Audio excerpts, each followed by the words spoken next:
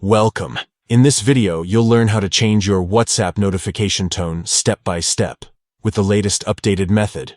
Whether you want something subtle or a sound that immediately grabs your attention, updating your tone is simple and quick.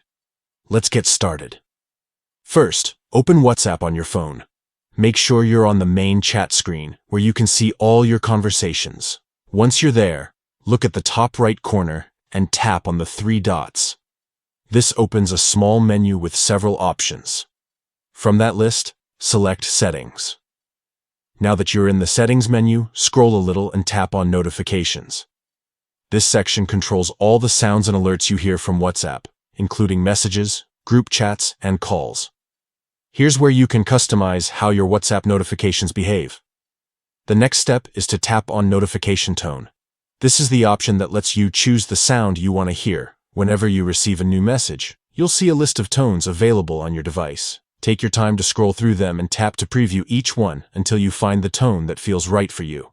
Once you find your favorite sound, select it and press OK or Save, depending on your device. That's it.